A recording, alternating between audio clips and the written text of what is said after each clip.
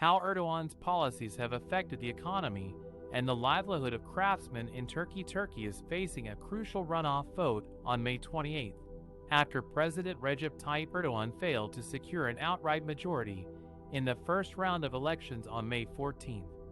His main rival, Kemal Kılıçdaroğlu, the leader of the main opposition Republican People's Party, CHP, has vowed to reverse Erdogan's controversial economic policies and restore stability and confidence in the country.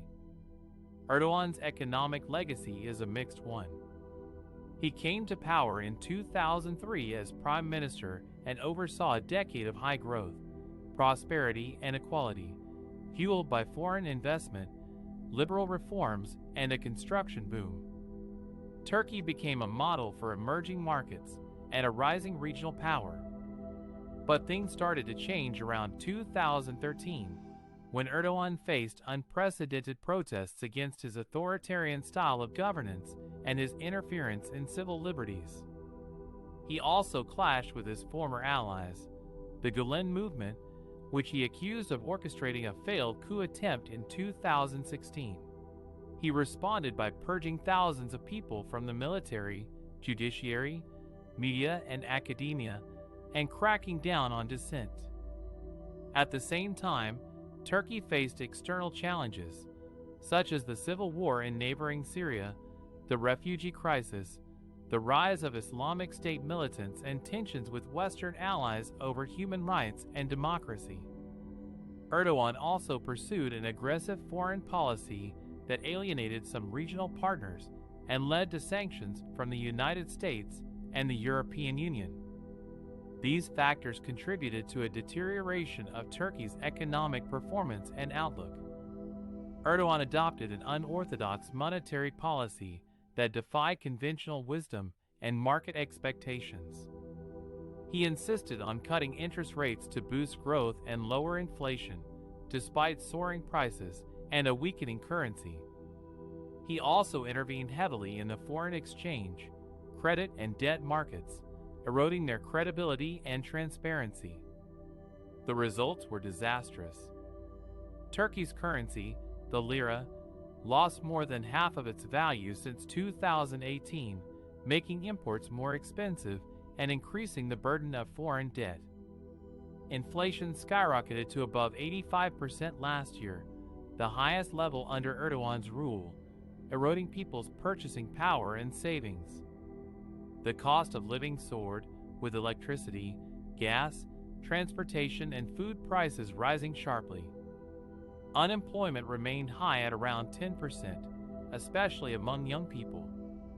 The economic crisis hit hard on the livelihoods of craftsmen in Turkey, who make up a large segment of the population and are traditionally loyal to Erdogan.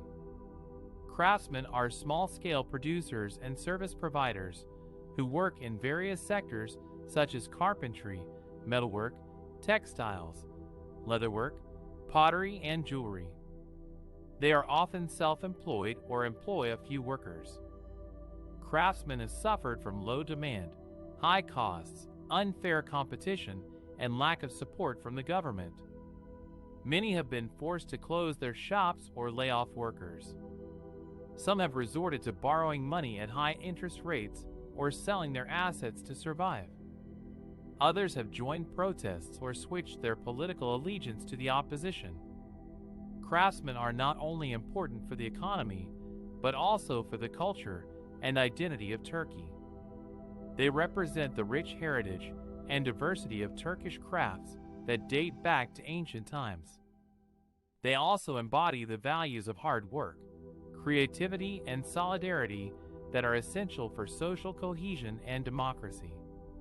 Erdogan has tried to win back the support of craftsmen by increasing social aid, raising the minimum wage, and announcing some relief measures.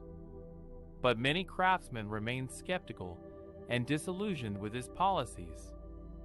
They demand more structural reforms, more transparency and accountability, more respect for their rights and dignity.